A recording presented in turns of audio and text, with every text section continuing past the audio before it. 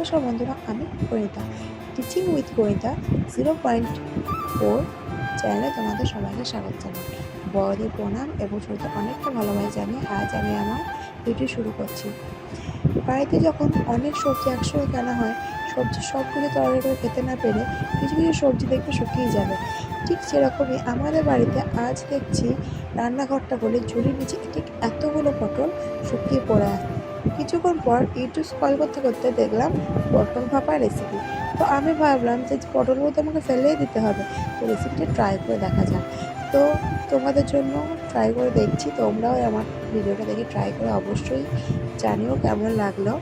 আর বাড়িতে যখন অনেক সবজি দেখবে এরকম শুকিয়ে যাচ্ছে, যে কোনো সবজি তোমরা এইভাবে ভাপা করে প্লিজ ট্রাই করে দেখো, খেতে অসাধারণ লাগবে। আজ ছিল বৃহস্পতিবার, পেঁয়াজ রসুন দিতে পারিনি, নর্মালভাবেই বানিয়েছি পটল ভাপা। তো প্রথমে পটল ভাপা বানানোর জন্য ওই শুকনো পটলগুলো আমি জলে কিছুক্ষণ ভিজিয়ে রেখেছিলাম, সেগুলোকে ভালো করে ধুয়ে নিয়ে আবার খোসা ছাড়িয়ে আস্তে আস্তে চার ফালা করে কেটে নিয়েছি। সবজিগুলো কাটা হয়ে গেলে সবজি খোসাগুলো ফেলে দিয়ে জায়গাটা পরিষ্কার করে মুছে নেব এবং কেটে থাকা পটলগুলো ধুয়ে নিয়ে চলে আসবো ভালোভাবে। পটলগুলো ধুয়ে নিয়ে উনান জ্বালিয়ে উনানে কড়া বসিয়ে তেল দিয়ে তাতে একটু হলুদ দিয়ে দিয়েছি রঙের জন্য। এবার এতে পটলগুলো ছেড়ে দেবো এবং ঢাকা দিয়ে হালকা ভেজে নেব, যাতে পটলের গন্ধটা বেশ ভালোই আসে। পটল হালকা ভেজে নামিয়ে রেখেছি। এবার পটল ভাপার জন্য একটি মশলা তৈরি করতে হবে, চলো সেটা দেখে নিই। তো দেখতে পাচ্ছ শিলের ওপর কিছুটা পোস্ত, সর্ষে, কাজু বাদাম, ওই পরে নর্মাল বাদামও দিয়েছি। এবার এটাকে মিহি পেস্ট করে নেব। আমাদের মশলা পেস্ট করা হয়ে গেছে।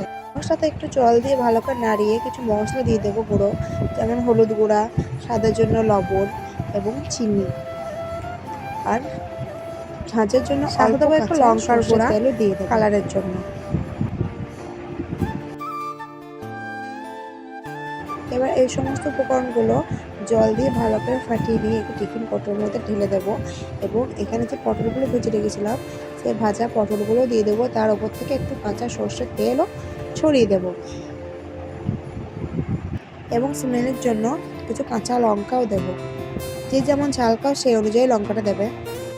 এবার এগুলোকে সব একসাথে মিশিয়ে নেব, মিশিয়ে নিয়ে কৌটোর ঢাকনাটা লাগিয়ে দেবো।